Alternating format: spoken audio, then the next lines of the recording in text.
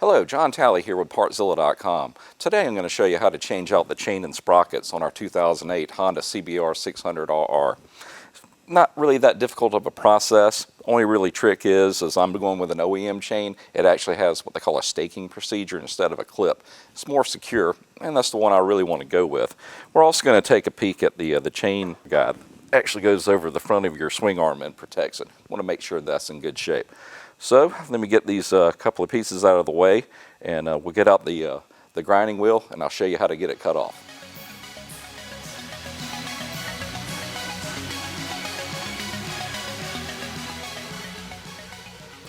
Alright guys, let's go over some of the tools that we're going to need to get this little project accomplished. The only special tool that you're going to need is for the chain. This actually breaks and also stakes the chain after it's been put together. I hardly ever use it to actually break the chain apart.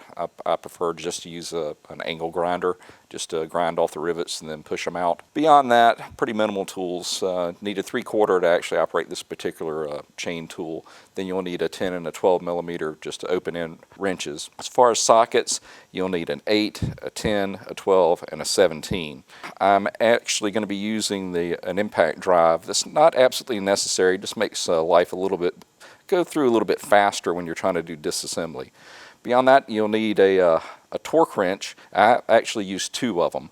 I use the bigger one to torque down the actual axle nut, because that's all the way up to 83 pounds. The smaller settings, so I think we're down in around the 30 foot-pound range. So if you've got a wrench that'll go from, let's say, 20 to 100, you're covered in this particular instance. Beyond that, you just need a breaker bar with a 32 millimeter to get that axle bolt broken loose, and that's really about all you're going to need. Alright guys, before we get started, in a previous video I showed you how to adjust this chain, and we actually noticed that it was pretty much game over for this particular chain. You can see that it was all the way at the replace line right there. So we're going to go ahead and get it cut off. You can't see it very well right now, but once I get the sprocket off and compare each tooth to the new one, you're going to see that this really needed to be replaced. Also keep in mind, don't just replace your chain only, because when the chain wears, the sprocket wears, and when you put something new with something old, they typically don't mesh together too well. So what I'm going to use to take it off is just a shop grinder. They make a tool to actually cut this off and then push it through, but this is a lot easier to me. So let's go ahead and get it cut off.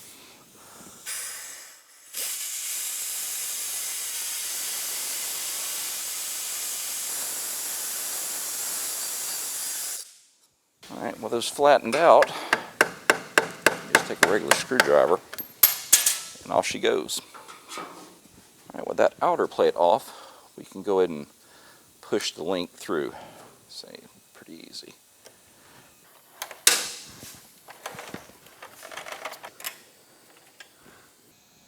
Alright, with the chain cut off, let's go ahead and get that axle nut broken loose and get the axle out of the way. It's actually a 32 millimeter.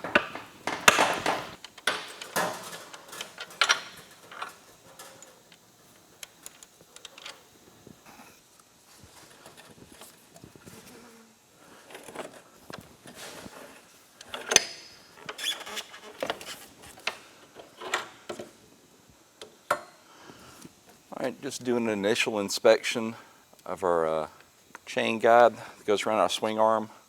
That looks to be in really good shape, so we're not going to need to replace that. Alright, to get to our front sprocket, only a couple of things need to happen. There's 2 8 millimeter bolts that actually hold on this little plastic cover, but to get that cover out, we need to move the shift linkage. And it has one little small dot right there, and that's where it needs to be realigned when we go to reinstall it. I usually mark it just with a Sharpie, just to be sure before I take it apart. And just lay that out of the way.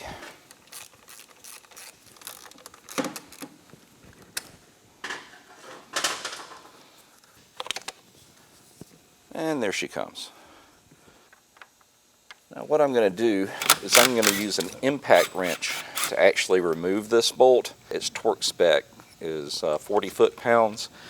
When we go to put it back on, we'll just put it back on hand tight, get the chain on, That way the actual tire and the chain will be holding it still, because you wouldn't want to put that kind of stress on your transmission. All right, next let's go ahead and remove the rear sprocket. These are 17 millimeters. I'm going to cheat and use the impact to take it off. And don't lose all your washers. With the sprockets off, the way you can really feel more or less how these things are worn is if you line them up side by side, you can feel the edges where the metal's been taken away or worn or bent on the old one. Now, let's start putting it back together with our new stuff. First thing we need to do is go ahead and get the rear sprocket back on. You know, these only go on one way. What you want to look for is that little stamping of 42 teeth. That represents the number of teeth on this particular sprocket. And you want this edge facing out, whereas the back side is smooth.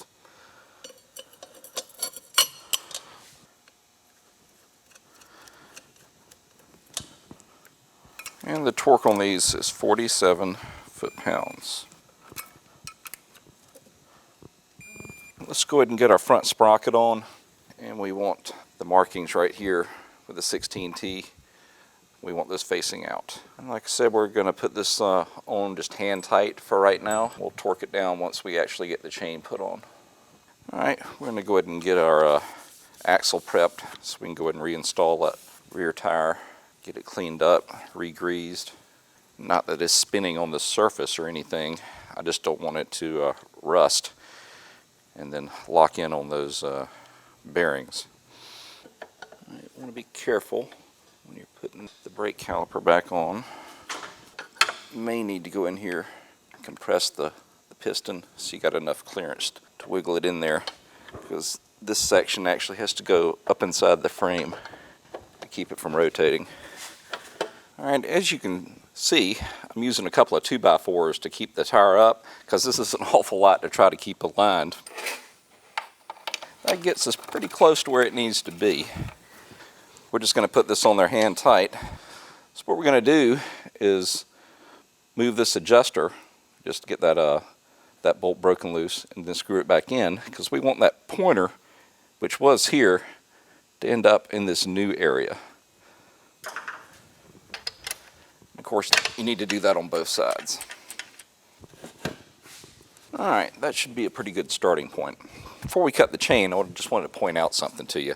I went ahead and counted out, the 112 links that we're going to need for this. And that's going to end up with the chain being cut right here on this mark. And just for fun, I laid it up against our old chain. Look how much that is stretched. That's got to be 1.25 inches, thereabout, maybe even 1.5 inches. So yeah, that chain was pretty much done. So let's get this over to the vise. We'll get these 2 points grounded off, and then we can actually get it installed on the machine. So let's get over to the teardown bench. Alright, so let's get this these links taken out. I'm using the vise over on our teardown bench just to hold the chain in place. I mean, you could do this on the bike or just having it laying on the table, but this just makes it a lot more secure. Because believe me, you don't want to have the end of that cutoff wheel going into your finger. It only takes a split second to open you up. Alright, let's pry that outer plate off.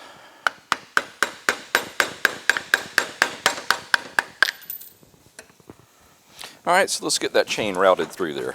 Yeah, with an O-ring chain, it is fairly stiff, so that can be a good and bad thing as you're feeding it through here.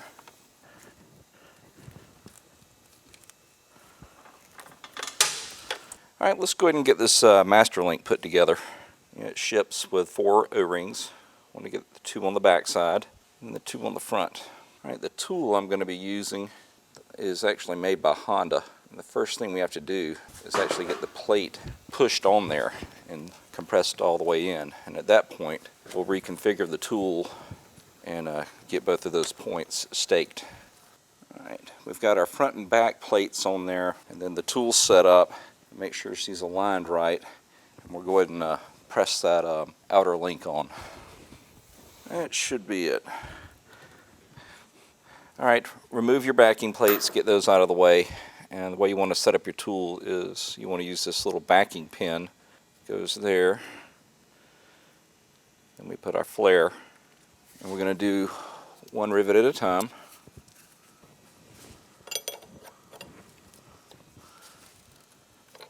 backing pin keeps you from just pushing the pin through. Don't want to try to do it without it. With our chain in place, let's go ahead and get that front sprocket torqued down. We want 40 foot-pounds, and that'll do it. All right, let's go ahead and get our cover back in position.